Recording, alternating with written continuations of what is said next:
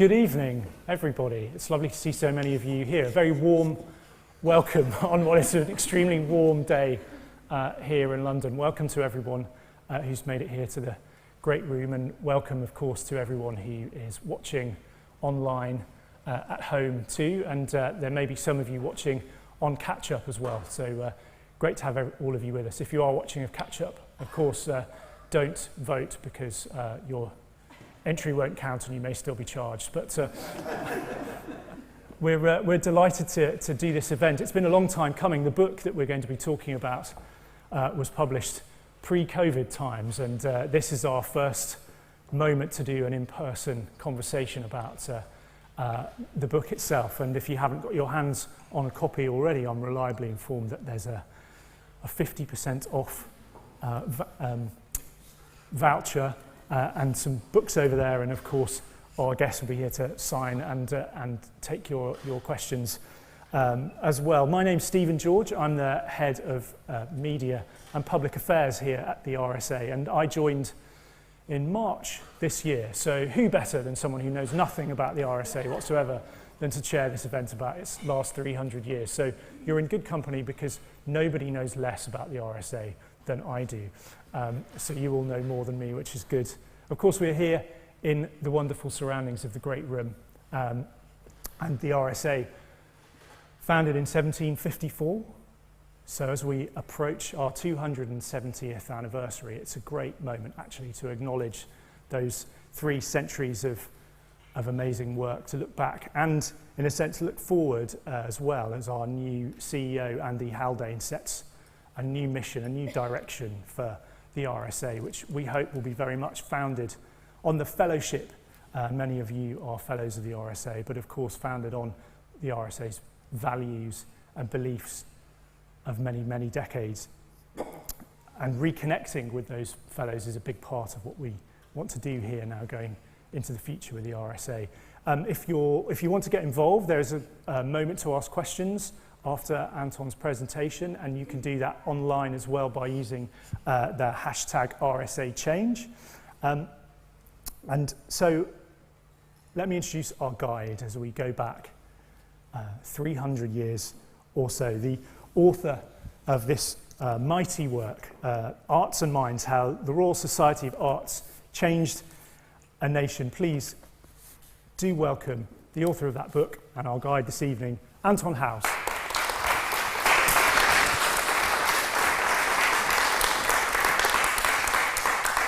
Thanks very much, Stephen. Thank you, everyone, for coming. It's, as Stephen mentioned, it came out in May 2020, which, as you can imagine, for any book, is literally the worst time in the last few hundred years that you could have published a book. So, what is the RSA? This is one of those amazing questions that I had to ask myself when I started working on this. It's one of those things where you go to the Wikipedia page and you kind of come out of it none the wiser. And there are all sorts of different things listed there. All sorts of projects, all sorts of names of fellows, all sorts of names of people involved. And really, a lot of what I was trying to do with this book is trying to unravel what it is that the RSA is, just to try and pin it down, to try and define it. And I think the RSA really is unique. There is literally not another organisation quite like it in the world, or perhaps in world history. I've racked my brains for anything similar. There are organisations that were inspired by it and probably copied elements of what it did, but in terms of its overall history, in terms of all the range of things that it's done, there is nothing quite like it. The best I could come up with is that for the entirety of its history, the thing that summarises it as best as I could is that it is Britain's voluntary subscription-funded national improvement agency. So it's not a learned society, it's not a club.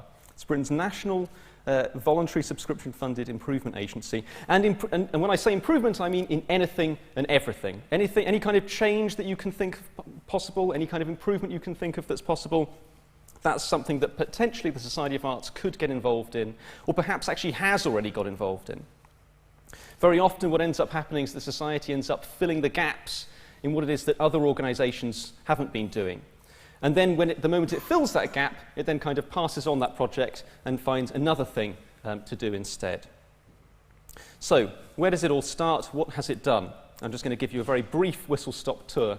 As I'm going to start listing off things at one point because I'm going to start running out of time, and there'll be all these extra projects that I won't be able to get into in detail, but perhaps we can do a bit in the Q&A. 22nd of March, 1754, 11 men walk into a coffee shop, Rothmell's, just up the road, Henrietta Street, just off Covent Garden. And they declare themselves to be the Society for the Encouragement of Arts, Manufactures and Commerce. Because, in the 18th century, they always like to do exactly what it said on the tin.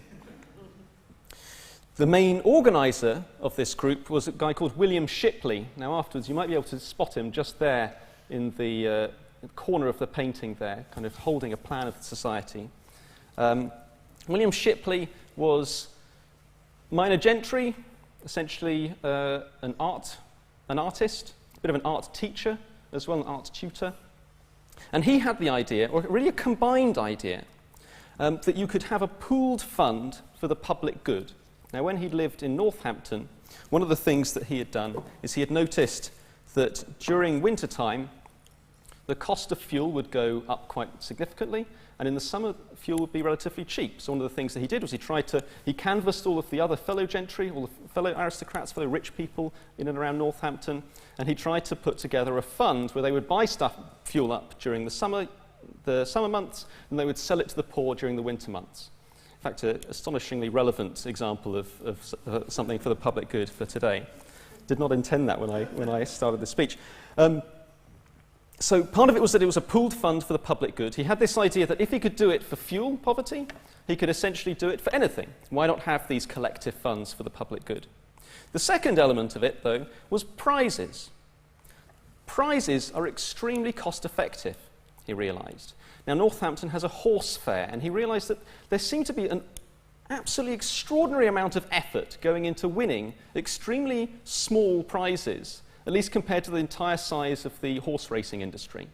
People are obsessed with horses. They're importing them from as far away as North Africa. They're spending every waking hour just trying to, get these breeds to be as fast or as good a racer as possible. And all that seemed to be driving it appeared to be these, honorary plates, maybe a bit of a cash prize attached to it. He thought, well, given the size of the prize compared to the size of the industry, perhaps we could do something similar for lots of other things, is that we could use this public fund, we could offer relatively small prizes that could then have a very large effect on entire industries, and we could do that for the public good. And we could do it in arts, we could do it in manufactures, we could do it in commerce. So when they declared themselves to be a society for the encouragement of arts, manufactures and commerce, not just arts, what they were really trying to do was trying to make it as broad as possible in terms of the range of things that they could potentially cover with that. Now, the other question is, how do you decide what to offer a prize for? Shipley's answer to that was that it should be essentially, if you pay into the fund, you get a vote. One person, one vote. He created a direct deliberative democracy in which any member, so long as you paid into the subscription fund, that's 2 guineas a year or 20 guineas for life, so long as you paid into the subscription fund, you could essentially be a part of the deliberation as to what they would use that accumulated fund for. And in fact, the reason I really, really wanted to hold this launch event in this room is that for most of the society's history, or at least when they were doing this kind of stuff, this was the room in which they were doing it. You'd have had a chair here for whoever was presiding, and you'd have had all of the members sitting in a kind of horseshoe shape in this room in order to deliberate all the better. In fact, it gets compared in the 18th century when they started out to a kind of mini parliament. In fact, some people get very carried away and said that it would completely extirpate all factions and parties because people would come together of all different factions for the public good and be part of these deliberations. Also ended up being a kind of alternative parliament to those sorts of people who were often excluded from parliament, still rich enough to afford to be subscribers to the society, but those necessarily who wouldn't necessarily get elected to the actual parliament. Now, given it was a direct deliberative democracy, what the society did reflected the interests, the priorities, and even the prejudices of its members. So you had, for example, the faction of artists. There's a chapter in the book about what all the artists get up to, and they were an extremely organised faction who really tried to take over the Society of Arts, and they really took the art bit seriously, trying to make it all about that. You get complaints from all the other members saying, I thought we were supposed to do other stuff here as well, not just talk about art all the time. Now, what happened with the artists? They managed, for example,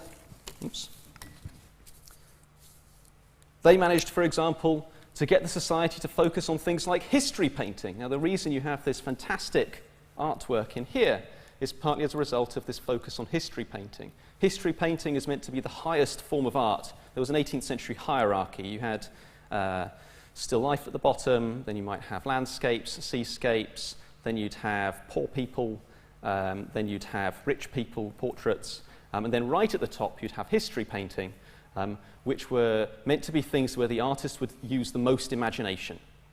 So biblical scenes, mythological scenes, historical themes. Those are the sorts of things where the artists had to actually use some sort of imagination or extra intellect, demonstrate their intellect in putting together these scenes and inserting all sorts of little Easter eggs and little extra meanings. So this thing right here, done by James Barry, is absolutely full of that sort of thing. The other thing that they tried to get the society to do was be a bit like a Royal Academy of Art, which didn't yet exist. They got them to do exhibitions of contemporary artists. So 1760 is the first of those. Now, the famous one is the 1768 one by the Royal Academy, which still continues every year to this day. In actual fact, the first one is the 1760 one because the Royal Academy are splitters from the faction that tried to get the Society of Arts to do this kind of stuff in the first place. So there's a whole story there with the artists. For me, they were some of my favourite people to write about because they're so impossible to get organised. In fact, the most successful organiser amongst them, a guy called Francis Hayman, his main plank of success was that he managed to get them all drunk first and then get them to debate things because they were otherwise so full of themselves. Now, with the founding of the Royal Academy, however, the Society of Arts starts to have to find a niche again. And so you end up with the artists who go off and found the Royal Academy. They focus on things like painting, on architecture, on sculpture, the top three in terms of the prestige hierarchy. And the society ends up encouraging through its prizes a lot of the other things. It also ends up, very interestingly, being a place where women can get recognition for the art that they were doing. So the typical artistic intellectual education for men was that once you reached early adulthood or late adolescence, you'd go off to the continent on your grand tour, you'd go off to France, you'd go off to Italy in particular, perhaps Greece if you were particularly adventurous, and then you'd learn about the world, you'd see the antiquities and you'd kind of imbibe all of this inspiration from them. And then you come back and you could potentially be an extremely good artist. This is exactly the sort of thing that Barry did. He went off to Italy, came back and became famous. For women, however, that wasn't an option because if you went off travelling on your own, it was considered that perhaps you were probably just going off to have an affair. So it had all sorts of social connotations going off on something like a grand tour. So the thing that they ended up doing instead was using the Society of Arts prizes for the best artwork by young people in particular in order to hone their skills and also show off.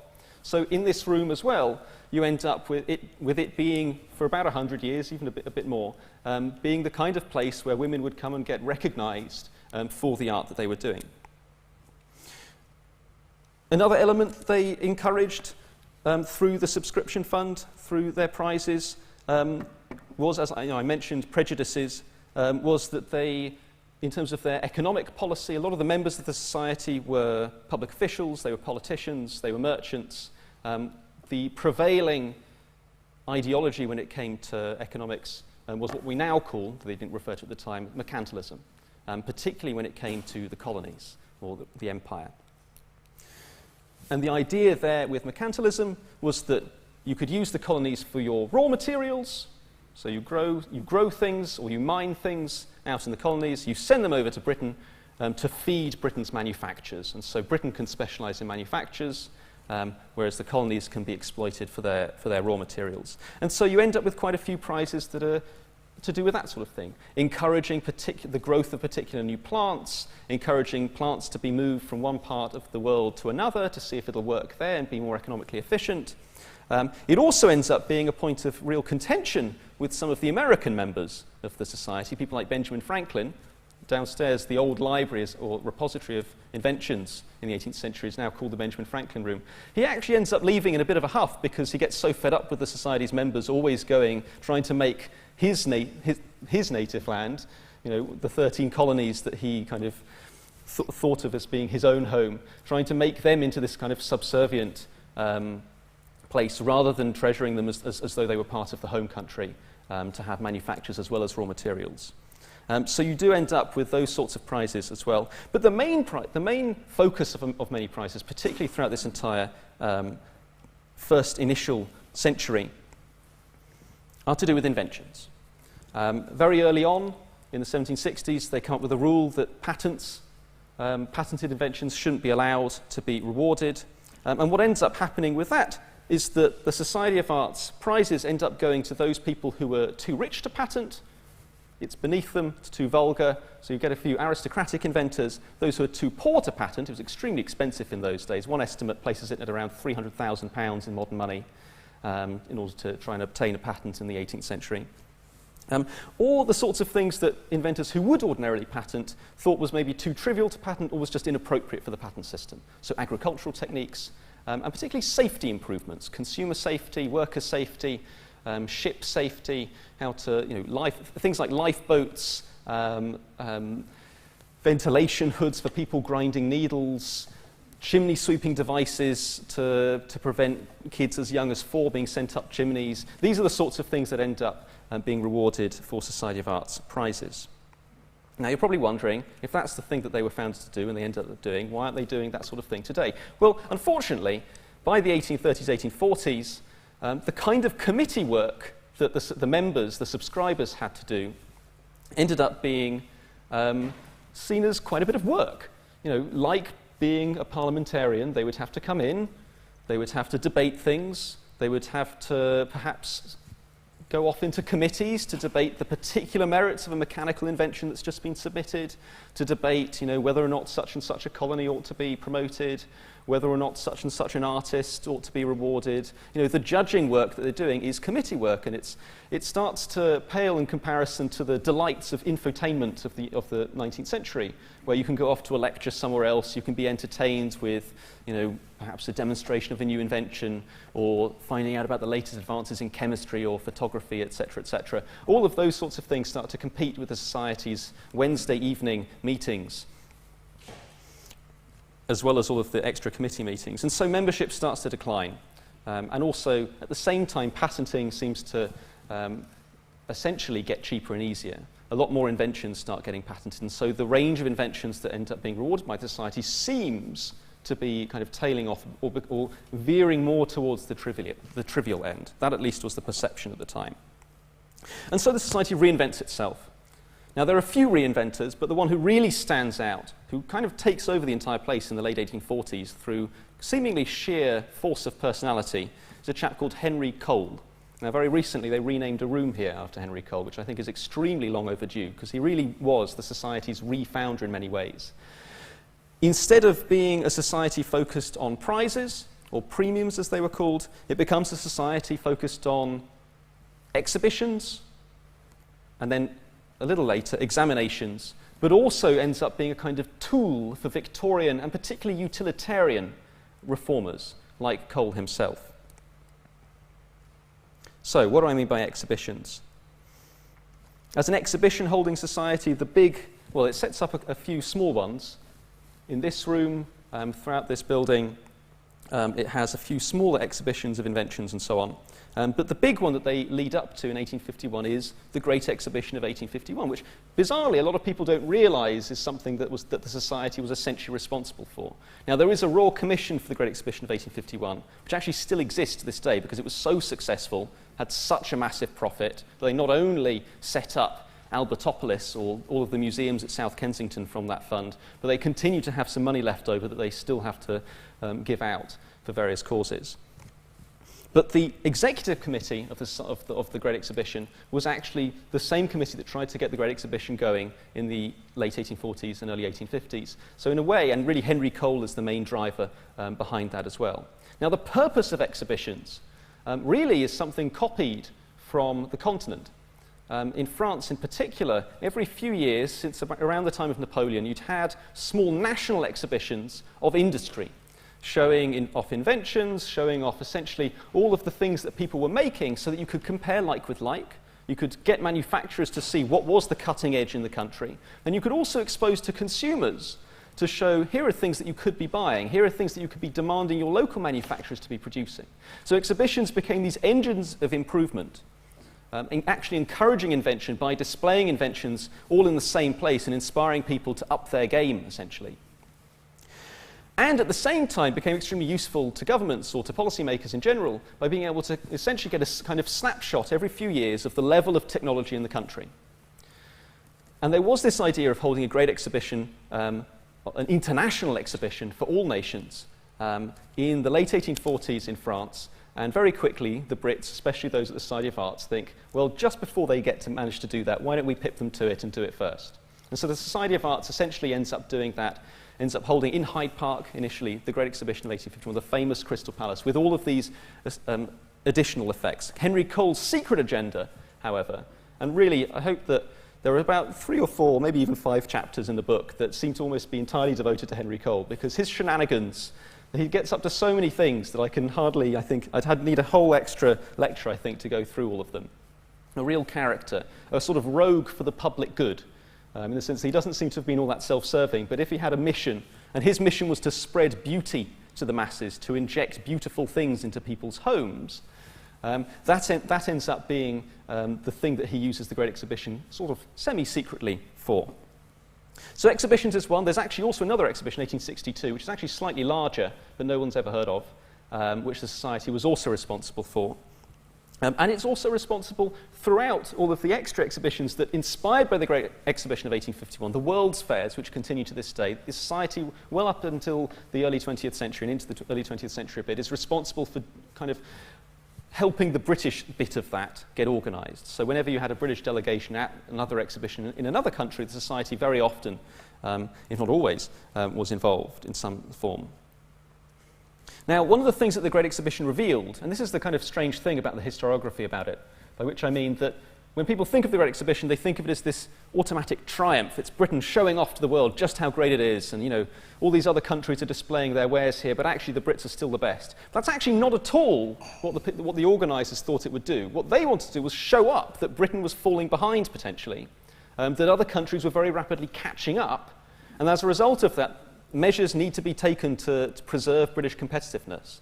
And this is particularly the case with France. In fact, a running theme throughout the Society's history from the 1750s, in fact, the very first meeting, all the way through to the 19th century, is that if France seems to have this kind of monopoly on good design, all the famous designers seem to be French. I mean, think of haute couture today.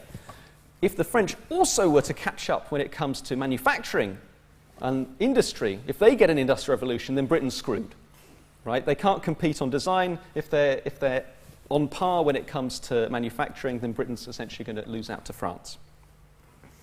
And one of the things that they get extremely worried about in that context is workers' education. And so the thing that they do is they start to encourage mechanics institutions. Some of you may have heard of Birkbeck University, which used to be the London Mechanics Institution, is named after George Birkbeck, who was the sort of notional inspiration for mechanics institutions, essentially workers' self-organised, self-funded night classes, self-education institutions, in which they would pool their savings in order to educate themselves. Birkbeck being the initial lecturer for the initial ones up in Scotland in the early 19th century or late 18th century. Now, by the 1850s, the mechanics institutions are seen to be in a sort of decline, and elsewhere on the continent, in Germany and France in particular, there are government-funded schemes in which you have workers' education being provided, particularly in things like science and design, so the two things that they see as being essential to economic competitiveness.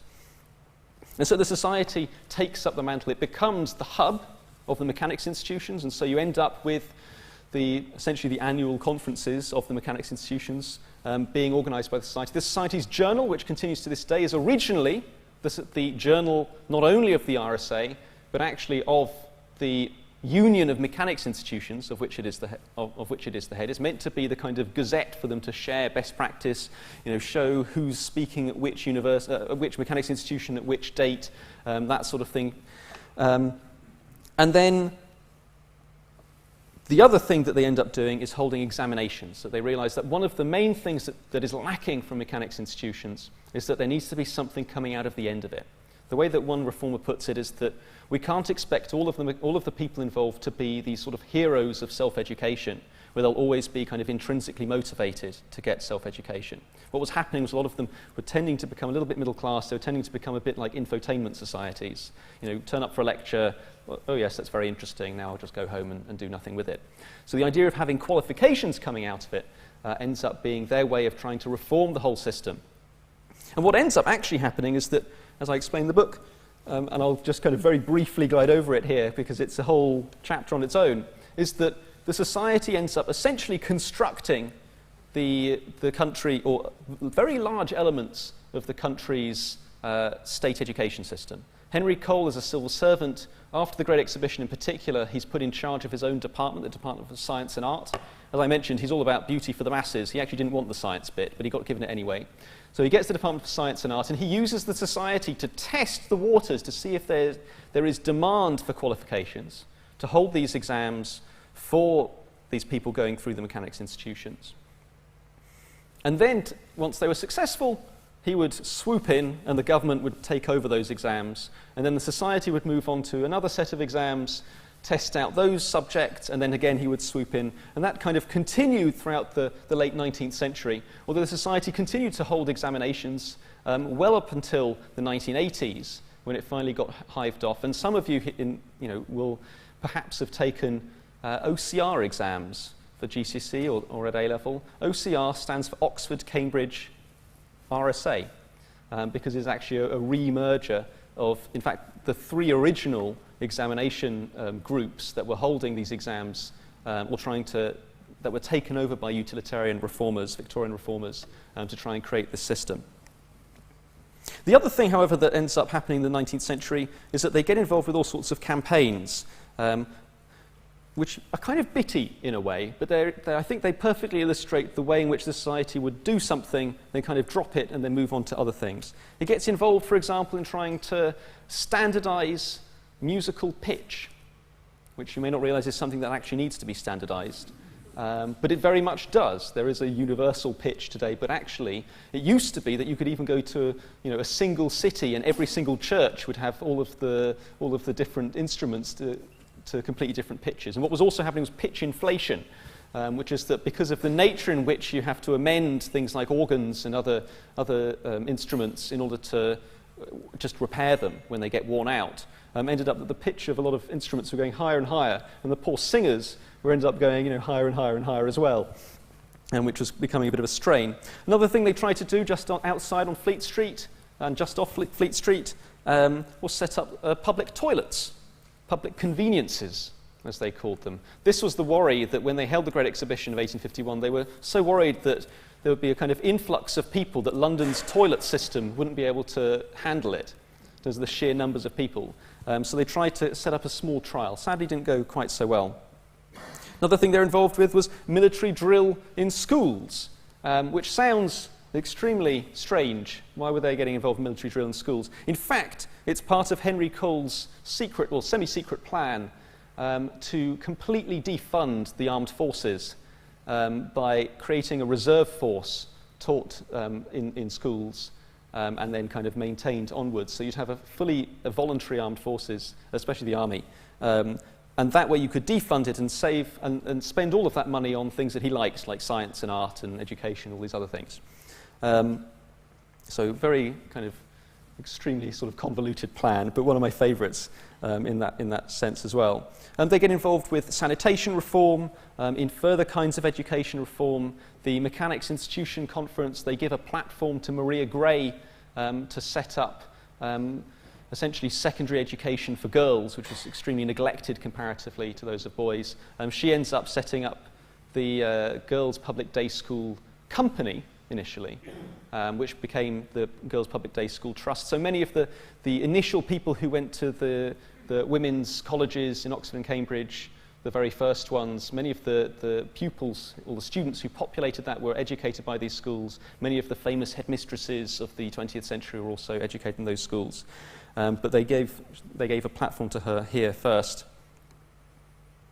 And also things like blue plaques, which many don't realise, again, is another society of arts. As I said, now I'm just listing things, but the list is extremely long, and each of them has their own little story appended to them, which obviously you can get in a little bit more detail in there.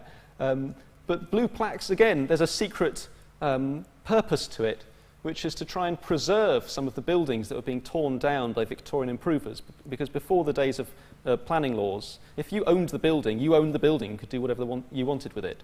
And so people were tearing these things, a lot of London essentially, tearing it down left, right and centre, and they thought, well, maybe if we associate some of these buildings with their history and show famous people who lived here, they might think twice about doing it, because it would kind of have it, increase in value because of its historic value rather than, trying to tear it down for something else. Sadly, it's not quite so successful. So about half of the buildings, I think, at least the ones that the Society of Arts are involved in, are still torn down anyway. But if you go and walk around London, you will occasionally notice blue plaques, or actually they'll almost all be brown plaques. The very first were blue, Napoleon III and Byron. Only the Napoleon III one survives, I think, today. And then they very quickly realised that actually terracotta brown was a bit better, a bit cheaper. And so if you find brown plaques, have a look. Some of them may say around the outside, Society for the Encouragement of Arts, Manufactures and Commerce. And then it was taken over by London County Council, and so some of them will also say that, and then only later on were they taken over by Historic England. So again, another example of an institution that we still see all the time today, created by the Society of Arts, run by a few years, handed over to others to do, and continuing to be successful. And that really continues as well into the 20th century. You end up, for example, with a huge campaign involving David Lloyd George, the Liberal Prime Minister, although he wasn't Prime Minister at the time, Stanley Baldwin, Ramsay MacDonald, essentially, the Tory, the Liberal, and the Labour heads, all coming together around a campaign to preserve ancient cottages. Again, planning law wasn't yet a thing, but sanitation law that had come in just before the First World War, meaning that a lot of these Tudor and medieval cottages and early Stuart cottages were being torn down because they were unfit for habitation, at least up to the standards of Victorian reformers. And so a lot of the private owners were saying, well, I can't afford to do anything, and so they created another fund, a separate fund, to try and preserve some of them. So pretty much the entire village of West Wickham was purchased by this fund and preserved in that way. As well as things like Arlington Row in the Cotswolds and various other small elements in and around the country. But it wasn't just that they were using this fund for particular things. They also inspired lots of local funds to do exactly the same thing. So the journal in the 20s and 30s is teeming with people talking about their campaigns to try and preserve the English countryside or preserve the built heritage of the country as well. Later into the 20th century, you have in the 1970s the Society playing a not inconsiderable role in the emergence of environmentalism, largely thanks to the intervention of its president at the time, Prince Philip. There's a whole story about that, which I won't go into, or we can discuss in Q&A. But that's a kind of a big mark in terms of the Society's activity in the mid-20th century. As well as in the 1990s, having things like cookery education, a focus on food campaign with a bus that would go around the country and open up into this sort of kitchen, sort of like a TARDIS, with opening up into a huge kitchen for kids to learn about what good cookery looks like, led by people like Prue Leith, who was chair of the Society, extremely active and involved. In fact, another thing that she does is the Fourth Plinth, just down the road. So on Trafalgar Square, you have the Fourth Plinth with its rotating contemporary art exhibitions. That's essentially just Prue Leith seeing it empty one day and thinking, why hasn't anyone done anything about this? And then using the Society as her tool in which to get something done about it and creating this new idea. So as I say, the Society has been done with a lot of things, and you can see the challenge in trying to define what it is that actually the Society is, because it's not only what it's done, but also what it can potentially do and what it continues to be as well. Now, I will just kind of note one other thing about fellowship of the Society. Throughout the talk, I've talked about as not really the RSA or not really the Royal Society of Arts, but just as the Society of Arts. And I've talked of members and subscribers. Now, in 1908, the Society, it had a Royal Charter since 1847, but in 1908, the Society gets the use of Royal. In 1914, it starts appointing fellows rather than members, starts giving people the ability to use FRSA after their name. And I think very unfortunately, in this case, it creates a lot of confusion about what the society actually is. A lot of people, because of the fellowship, start to assume that it is a learned society. Now, certainly it has lots of talks. This room was host to all sorts of different demonstrations of new inventions, things like the first teleprinting via wireless from the tip of the Eiffel Tower. You have very early demonstrations of electric telegraphy, all sorts of things like that. You end up with a lot of very learned discussion taking place.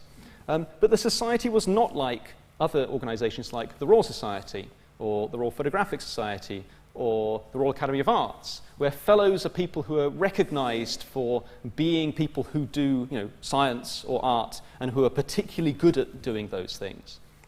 The Society of Arts membership or fellowship really isn't about that. If anything, because it's not a learned society and it's not a club either, fellowship, I think, is really a statement of values and ambitions.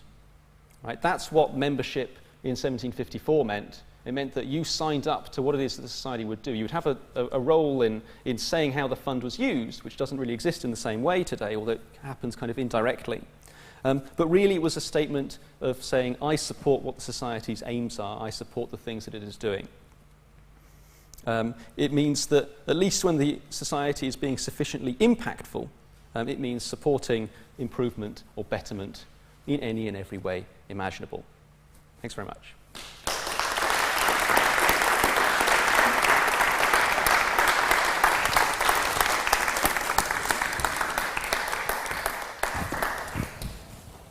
Wow.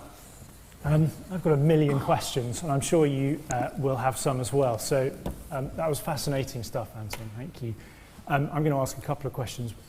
We'll throw it open to the floor and to our online audience as well in a second. But where on earth did you start? What was the first point of reference that you went to go on this? I went straight to the beginning. So the society is very lucky to have its own archive. In fact, I've become extremely spoilt with archives because I have sort of free reign. I can go in, I can look at whatever I want, and as long as I put it back and sensible, I'm allowed to do whatever I like in the archive. And now when I visit other archives, I'm like, why aren't you letting me in? Why aren't I just allowed to go in and look at everything? But I went straight to the beginning. I went to the first minutes, and I literally started reading through the minutes and looking at a lot of the documentation, just getting a feel for what the society was like in the 18th century. And it kind of goes from there. So I knew that there was a bit of a...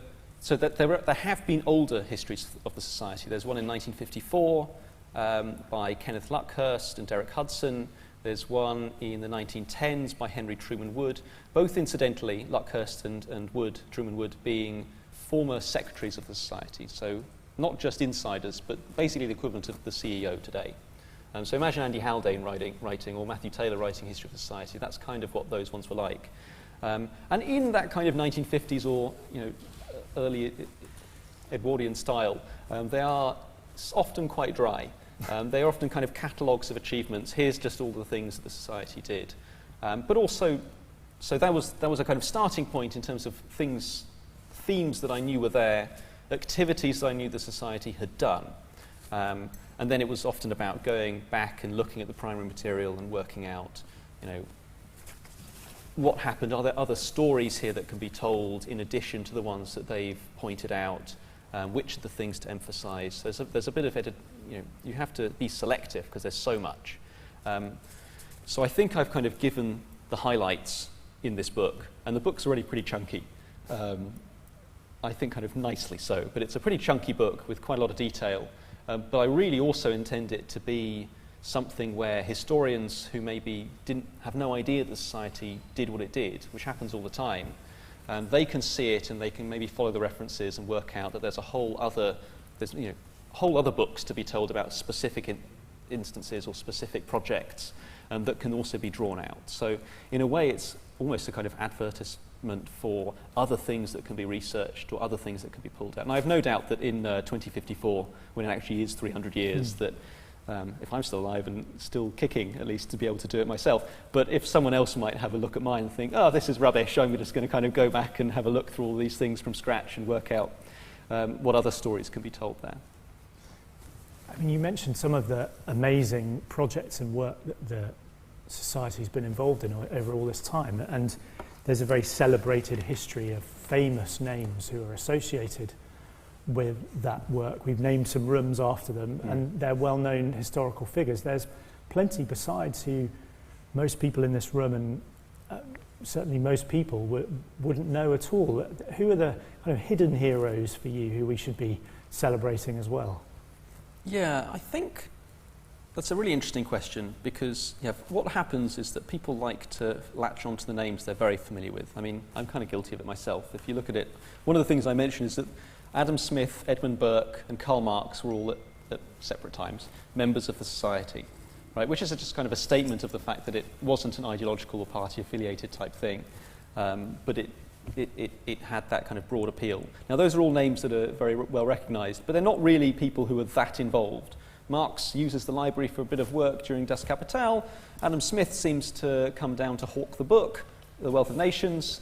It's a nice big society for the people. Very mercantilist society at the time, and given his whole shtick was overturning that and replacing it with free trade, it's really interesting to speculate as to what his meetings would have been like. Burke is not all that involved, that I can tell. He's involved with a few little kind of key elections and so on. Benjamin Franklin actually is quite involved for the duration that he's here. But again, it's sort of, we're picking out famous names because they're famous now, but there are plenty of other people who are just as involved. Henry Cole is one of those key figures that is sort of known. He does have biographies about him, but most people haven't heard of him. He's one that I definitely like to emphasise. I think people like Prue Leith don't really get enough recognition for her role in the Society of Arts. People often seem to be surprised when I mention that she was involved, and not just involved, but so heavily involved. There are lots of people who organised other parts of the Society's activities who I try to give brief mentions where I can, but the book's index would have been, another whole book had I tried to mention everyone.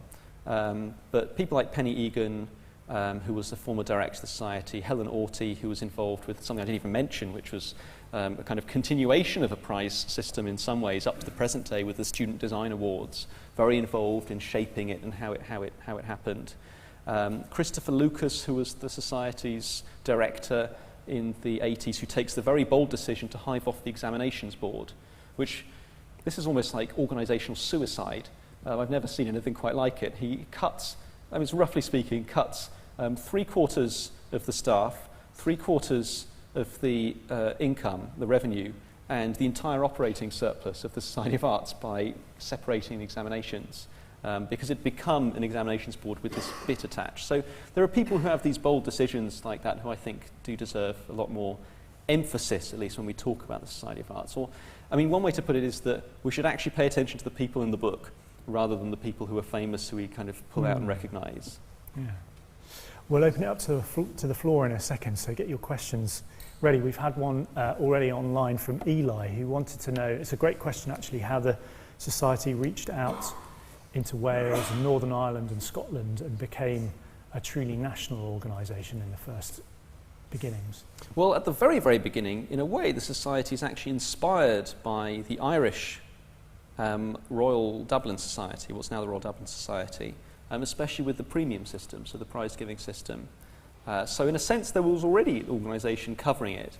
Now, the Royal Dublin Society is actually another of these extremely unique organisations, and there's nothing else quite like it. Maybe it deserves another kind of history of its own as well, because it has done and continues to do all sorts of other things. Also, when it comes to Scotland, there was in 1755 meant to be an Edinburgh Society of Arts, directly inspired by this one. That kind of goes on and off.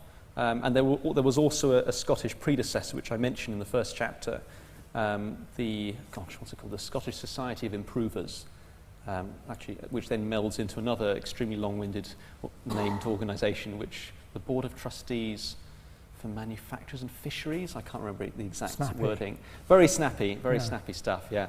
But there are kind of similar-ish organisations trying to apply knowledge and have, encourage manufactures, commerce, arts in a kind of broader sense, not just decorative arts, but the arts of man, and how they're often mentioned.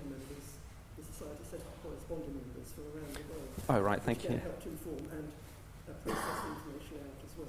Yeah, and as Susan's mentioning here as well, corresponding members were a part of it as well. So Benjamin Franklin actually becomes a proper member, I think. But you also have kind of associations with other countries, associations. People weren't always necessarily coming into the building.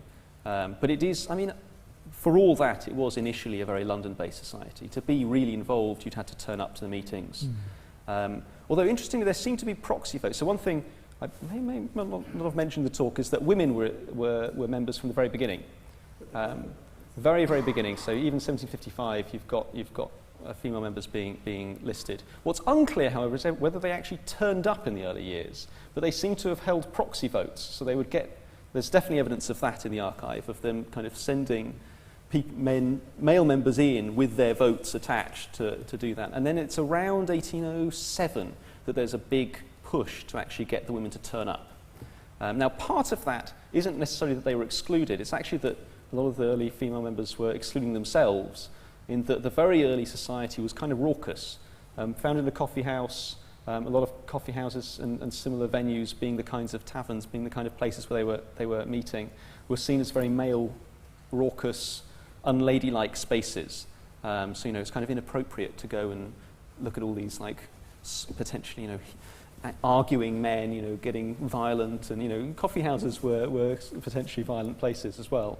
A bit like kind of meeting in a very raucous pub, and it kind of seen as being very ungenteel for some of the early female members. So let's go to the floor. If you've got a question, let's pop your hands up here. We'll take a couple together. So this lady in the second row here, and the gentleman at the back there as well. Let's have those two. Thank you. I was made an associate fellow when I was still at school, and it's now my 50th year, so there's been a fair amount of experience of this. Something which I've valued hugely is the way the society has always asked its members to contribute to discussion now, as well as when there were far smaller numbers. And two areas in which I've contributed over the years have been social reform and the reform of the justice system. Can you say something more about when the society began to move into improvement in a much wider way in social and judicial reform, for example? Yeah, great question. I think that really comes about... You have hints of it very early on, where the prizes, they seem very bitty, but they're used as part of broader agendas. So, for example, there's a prize for, it sounds bitty, but there's a prize for a way of milling flour very easily, a hand mill, so the most efficient hand mill. And the reason for that is that there was this fear that millers were being monopolists and exploiting poor people. So it'd be better to undercut the monopoly of the millers by having the possibility, at least, that hand mills could be used by people themselves to grind their own grain.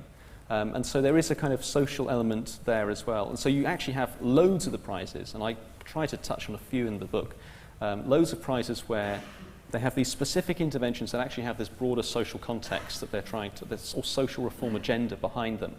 In fact, behind every very kind of mundane sounding thing, there seems to be that kind of thing.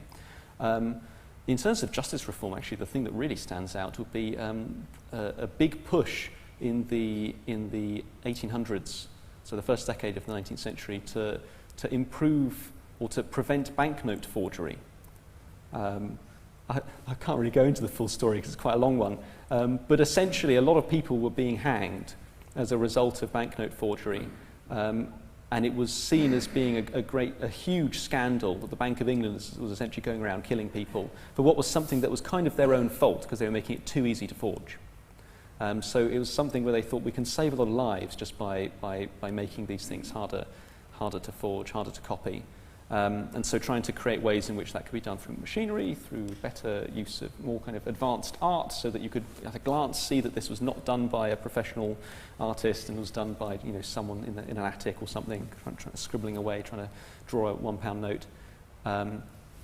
And But really, I think the big shift comes in the 19th century. It's when the utilitarians get control. And I think that's partly as a result of, if you're a utilitarian, what do you want to do? You want to do the greatest good for the greatest number. And so that means broad, sweeping things. It means changing laws rather than having kind of smaller interventions or piecemeal interventions.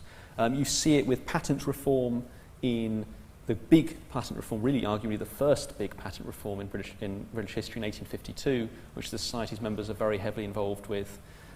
You see it with continued reforms like that of copyright, of patents. You see it with a lot of the kind of other campaigns that they're involved with in this Victorian era, and then later. I'd say that's really the big shift, is in the 19th century. Great.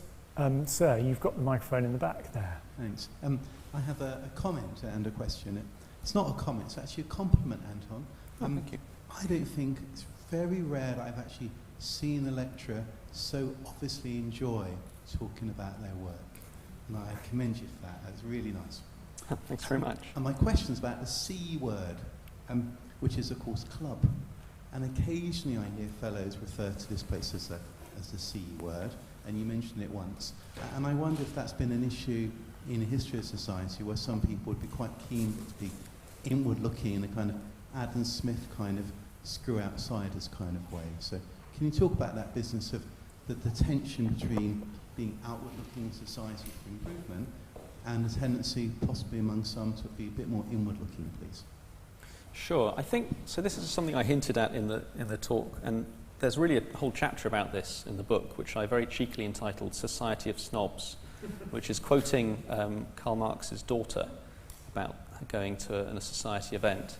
And the reason for that is that when you get the royal and when you get the fellow, the use of fellow to kind of copy what the actual fellowship societies or learned societies were doing, one of the things that happens is that there's suddenly, and it's really obvious, if I didn't put a graph in, but I could have put a graph in, there's a very obvious disjuncture between the society's activity and the society's number of members, which is that the moment you offer prestige as part of being a member, just kind of for its own sake or as part of just with the title, people become members automatically because they just want to be FRSA, they want to be a fellow, not because they actually have anything to do with the society. And those are I think that can often lend itself to that kind of clubbish mentality or kind of taking on airs and graces. But I think the real danger for a society or for any charity, for any non-profit, is that if you become decoupled, if your bottom line becomes decoupled from activity, you can get away with very large, long spells in which you do relatively little, or at least seen to do relatively little. Now, there are, to be fair, I think, periods in society's history where they are actually doing quite a lot behind the scenes and maybe not getting the kind of reputation that they deserve for it. But in the early years, it would be, they start off, huge bump, there's a few little scandals about prize judges, kind of comes off a bit. They start publishing the transactions showing all of the inventions that they've been rewarding. There's a kind of massive bump again in activity. It then declines again, and then it bumps up again with the Great Exhibition. It absolutely kind of skyrockets in terms of membership. And then in the late 19th century, it tails off again when largely what's happening is, there's a few campaigns, there's a few conferences, but ultimately they're kind of giving talks in this room or giving demonstrations, and it's kind of something to just attend rather than something that's kind of really trying to push the envelope and things. And then it's 1908, you get the Royal, and you get the Fellows in 1914, and then it's just up and up and up and up and up and up in terms of members. Even when I would say activity-wise, it's a kind of much more rocky road. So, I mean, this is very controversial of me to say at an event hosted by the RSA, but I think one of the best things the RSA could do is actually drop the Royal and even revert back to members or even subscribers, because I think it causes a lot of unnecessary confusion. And even, I think actually makes the RSA less distinct. People, they mix it up all the time. In fact, because I got to work in this building and kind of got to hang out with a lot of staff, at least there was when I was in here all the time, there is a board of numbers up in the fellowship room for the Republic of South African Embassy, RSA, for the Royal Academy of Arts, for the Royal Society, and a bunch of others that it keeps getting mixed up with because people, they phone up inquiring for trying to find those places, but because of the royal, the damn royal in there, they keep getting mixed up. So RSA becomes very indistinct. Society of Arts, nothing else quite like it.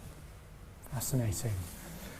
Time's nearly going to beat us. I'll take a couple more questions if that's all right.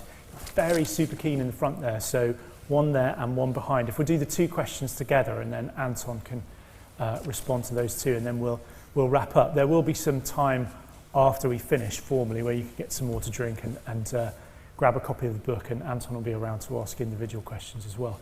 Please go ahead. Thank you. Paul Atherton, fellow. What I'm really interested in, Anton, is in the archives, when you kind of hit the 80s, and with the advent of technology and people sort of doing more and more on computers and less on paper, did the archive decline accordingly? Or were you able to sort of access tons of information that people who would have previously written on paper and now writing on computer? In a way, so no, because of the way that things are accessioned into the archive. There's a huge amount of stuff, but there's actually far too much stuff to go through. I ended up actually just using the journal a lot of the time because that was giving me at least the tip of the iceberg for what was going on. And that's something that was also easily accessible for me online, looking through back journal issues. And then it would be, I'd kind of dip into the archive to double check bits that I may have missed, or that, having seen the tip of the iceberg saying, oh, that's quite interesting, then going and seeing what lay underneath behind things. I do think so, there are chapters about the modern period, but when you're writing about the 270 odd years, you have to start squeezing things quite a bit. I suspect that when the next one's written, there'll be more to say about the last 10 years as well. Even though I wrote it up to what was the present when I was writing 2018, I think looking back, some things may appear different. It's very, very difficult. Thus, I've never actually had a challenge like that to try and work out what'll be relevant. I was constantly thinking, what's actually not going to be boring 50 or 100 years from now? Because that's really tricky, especially when you're looking at the now. There's a tendency to get very engrossed in what seems like a lot of effort to be to be very important at the time, but may not actually be remembered that well, or maybe won't fit in the same kind of. You're trying to always kind of have the narrative sweep, or allow the narrative, the actual narrative, to kind of reveal itself to you. But yeah. Great. Last brief question, a brief answer from you, Anton. I'm sorry, I was supposed to wait for two, wasn't I? Sorry. It's all right. I won't hold it against you. So I'm a proud member and fellow, and in 2020 I contributed a blog, and that was just in the wake of the George Floyd murder, and I just wonder how you would reflect upon the social criticism that RSA might have been, how that's engaged with its record across the years to do with the debates about race and gender that are so salient in these days. Do you think RSA was an unwitting supporter of capitalism and all that goes with it? I just wonder how you would reflect upon our social record. As I said about the 18th century, I guess this is the neatest answer to this. The society was a direct democracy made up largely of people in London who were ruling the empire, or very involved with it, and so it reflected their prejudices. It reflected their priorities in the way that they saw them at the time. So yes, the society does have some pretty kind of, for it at least, embarrassing spots. I mean, one thing I wanted to do with this book was tell the story warts and all, and not shy away from mentioning, when it had something that it could today might embarrass it. You, for example, have involvement with an effort to try and get breadfruit from Tahiti to the Caribbean to be a food for slaves. You have efforts in the 1760s, there's a prize, although no one actually claims it, for creating glass beads to trade in Africa as part of the triangular slave trade. So certainly you have quite a bit of involvement like that. In fact, I think, which one is it? I don't want to be unfair. I think it's Romney. I'm pretty sure it's Romney. Yes, I'm now Lord Romney over there, one of the two first aristocratic founders, one of the initial 11 men to meet in a coffee house on the 22nd of March 1754. his family is pretty involved in the slave trade in a kind of really, or not slave trade, but slave plantations in the Caribbean in a pretty major way. So you do have a lot of these associations. I think it's better, I personally take the position of name and explain. In fact, one of the things we'll be doing is kind of putting out a bit more information about some of the stuff in here to just kind of shed further light on it. I think it'd be a mistake to kind of just try and hide it, because that what you end up then doing is actually kind of glossing over a lot of what was actually happening. But at the same time, you know, as priorities of the members change, do you often get kind of stuff that goes in the opposite direction? For example, prizes given in the mid-19th century, just after, well, early to mid-19th century, just before slavery is abolished throughout the empire, to try and reduce hard labour for slaves in the colonies. You do have kind of humanitarian instincts going into some of these things. I think it's Josias Booker. Wilberforce was a member. In fact, Wilberforce was also a member of the chimney sweep. I mentioned the chimney sweeps being made unemployed by finding mechanical means to replace them. Wilberforce was also a member of that campaign, so he was quite an active vice president. So, you know, very often it's also, one thing that's often lacking from the minutes when you read them is that there probably is a lot more debate going on in the background, which isn't actually recorded as debate. We just see the decisions made at the end of it. We don't even necessarily know who says what, or even, you know, unless it was a particularly close vote, how many people voted on either side. But for some of the premiums that they offer, who knows what debate they had? Who knows who was, you know, part of which faction? Sometimes in the newspaper records, separately, we hear about heated and very warm, they often say in the 18th century, very warm debates about things. We now say heated, right? Yeah. But very warm debates about certain issues. But yes, I think, you know, there is a history of that. There's a lot of it in the book. I don't think you can say, yeah, the society's always been good, yeah, the society's always been bad. It's an old institution that, you know, gets a lot of skeletons in the closet along the way. That's a great question. I'm so glad you asked it, and that's a great answer too. I think we could carry on all night, but although I'm enjoying the air conditioning, I think we should probably draw it to a drinks draw and it to a books close. to sign. Drinks to consume and books to buy and to sign. Anton, thanks so much. I hope very much that, you know, the RSA's new mission, the Design for Life paper that some of you may have read and seen, that is the work of Andy Haldane, our new CEO. That tone of that is set by its history, and the North Star for this organisation in the next 300 years is going to be built on the best parts of the RSA's heritage. That's certainly how I feel about working here for this organisation. Thank you to everyone who's joined us here in the house. Thank you to everyone who's tuned in online. If you are a fellow, thank you for being a fellow. It's very clear that your involvement supercharges the work that we do at the RSA. You are the RSA as fellows, actually, and that's always been true, and I hope it always will be. If you're not a fellow and you'd like to join up, that's very, very easy, and there's details that you can find online very, very simply. But I'll close for now, and I would be very grateful to you all if you gave Anton Howes a very warm round of applause.